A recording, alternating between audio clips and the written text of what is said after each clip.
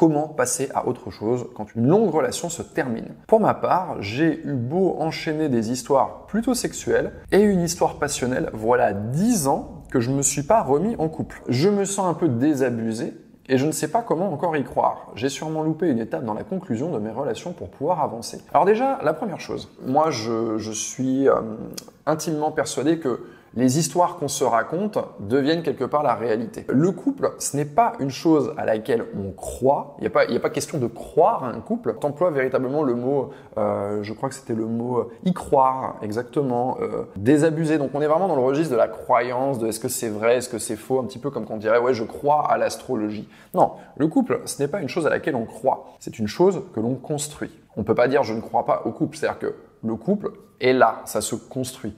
Il y a des constructions qui durent des années, il y a des constructions qui sont jamais terminées, il y a des constructions qui se pètent la gueule au bout de quelques mois, mais force est de constater, la réalité nous dit quoi? Qu'autour de nous, le couple existe depuis des millénaires et qu'il est là et que c'est une structure qui est fiable pourvu qu'on fasse attention à la façon dont on le construit.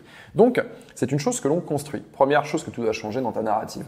Tant que tu te racontes l'histoire « je suis désabusé », tu n'es pas prête à te mettre en couple.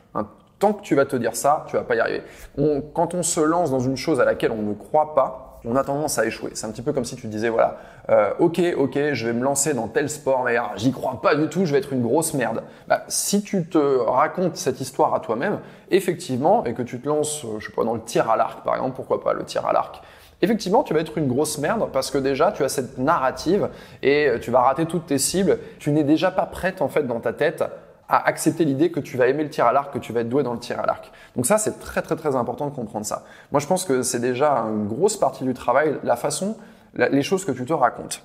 Alors, est-ce que tu vas être en couple? Est-ce que tu vas pas être en couple? En fait, je pense que là, ce qu'il faut, en fait, c'est pas tellement… Toi, tu penses que c'est plutôt une histoire de conclusion avec le partenaire du passé. Ça fait 10 ans à peu près que tu n'as pas eu de relation. Je pense qu'on est très éloigné de ces histoires. Et je pense qu'en fait, la réponse pour toi, ce n'est pas tellement du coup une histoire de conclusion, mais plutôt une histoire de où est-ce que tu en es, où est-ce que tu veux aller et quelle est l'histoire que tu te racontes.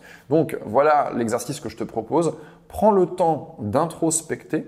Donc, prends du temps pour toi, un papier, un crayon, et tu vas te poser ces questions pour reconstruire une narrative et vérifier que cette narrative, en fait, elle correspond exactement à qui tu es en ce moment et à ce que tu veux. Là, j'ai un peu la sensation que, ouais, faudrait que je sois en couple, mais pourquoi il faudrait que tu sois en couple? Qui a dit ça, en fait? Donc, voilà les questions que je t'invite à te poser. Ai-je envie d'être en couple? Première question, ai-je envie d'être en couple? Et cette première question ne va pas sans la seconde. D'où me vient cette envie? C'est très important d'analyser ça. C'est-à-dire que parfois, une envie nous vient de quelque chose que l'on constate. Je sais pas, je vois que des gens font ça, donc j'ai envie de faire la même chose. C'est le fameux désir triangulaire. C'est-à-dire que ce n'est pas mon désir, mais je vois des gens désirer une chose ou faire une chose, donc automatiquement, je m'approprie ce désir-là et je veux faire la même chose. Mais je me rends compte qu'en faisant cette chose, vous avez déjà dû partager cette expérience, finalement, ce n'est pas fait pour moi. Donc, ai-je envie d'être en couple? D'où me vient cette envie? De véritablement chercher à l'intérieur de soi, ok, qu'est-ce que je vois, qu'est-ce que je consomme au quotidien, avec quoi suis-je en contact? Peut-être que là, je suis en contact avec les produits chimiques qu'il y a dans cette lingette, avec ceci, avec cela. Est-ce que ça déteint pas sur moi? Donc, je vais au fond de cette idée. D'où me vient cette envie? Ensuite, qu'est-ce que le célibat m'apporte aujourd'hui? Tu fais un vrai bilan de ces dernières années, tu essaies de regarder vraiment les meilleures choses que le célibat t'a apporté, qu'est-ce que ça t'apporte? Vraiment, là, on parle vraiment que du positif. Qu'est-ce que le célibat m'apporte? Puisque le positif m'intéresse énormément, puisque il y aura du négatif dans toute chose. Il y a du négatif dans le célibat, il y a du négatif dans le couple, il y a du négatif partout. Donc, qu'est-ce que le célibat m'apporte aujourd'hui? Qu'est-ce que le couple m'a apporté et ou m'apportera? Vous voyez, c'est des questions que tu vas te poser. Le célibat m'apporte ça, le couple peut m'apporter ça et ça. Et on va vraiment en fait regarder entre les deux. Ça va nous aider en fait à nous aiguiller un peu plutôt vers l'un ou plutôt vers l'autre. Vais-je perdre quelque chose? Si oui, quoi?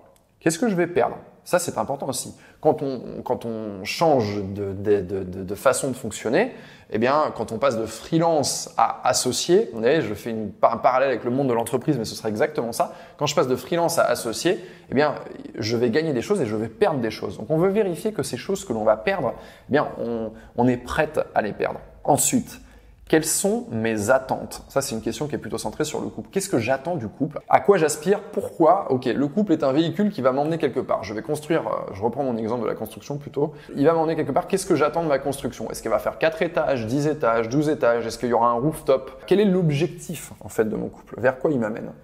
Et enfin, comment est-ce que j'imagine mon couple au quotidien? Comment il fonctionne? Est-ce qu'il y a de la distance? Est-ce qu'il n'y a pas de distance? Est-ce qu'on se voit fréquemment? Pas trop fréquemment? Vous voyez, comment on interagit avec l'autre? Ces 2 dernières questions, elles sont très importantes parce que c'est cette histoire que tu vas te raconter à toi va t'orienter aussi vers les partenaires que tu vas choisir et le discours que tu vas tenir à ces partenaires. En conclusion, le couple, c'est une structure. J'ai fait ce parallèle avec le monde de l'entreprise, freelance, société, SARL, SAS, ce que vous voulez, mais c'est une structure.